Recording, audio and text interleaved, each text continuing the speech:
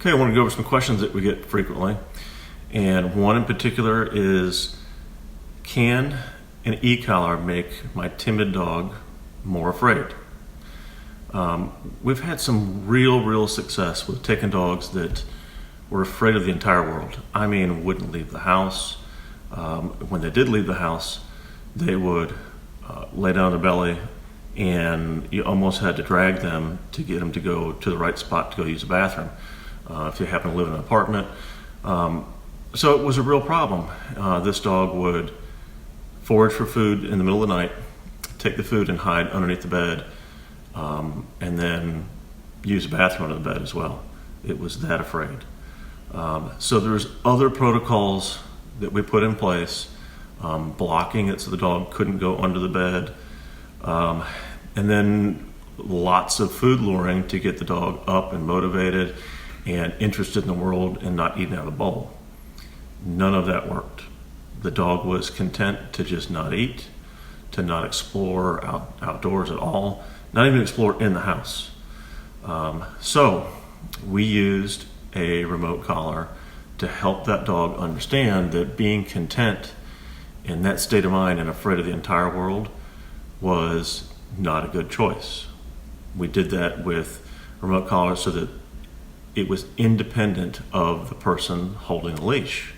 And we held a leash so that we could guide the dog in the behavior that we wanted it to go after, in this particular case, ramp stimulation. So it started very subtle, and over, I believe it was 2 seconds total, it would ramp up to about a level 12, I believe. And that's 12 of 100 settings, so it's very adjustable.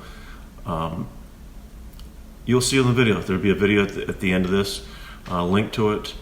It'll be the transformational video. The full tutorial on it is on our Patron site.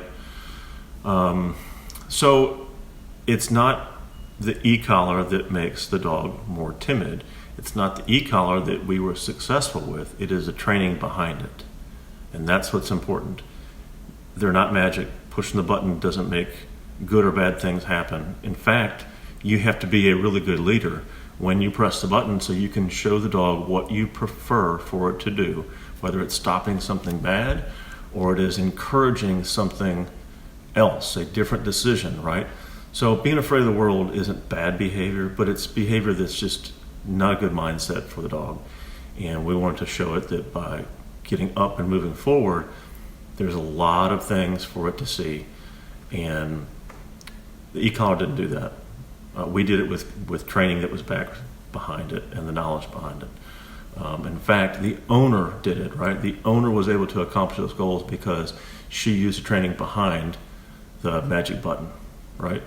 So the collar itself really does nothing. It gives a sensation, but it's the handler's responsibility, the trainer's responsibility, the dog owner's responsibility to show the dog what you like.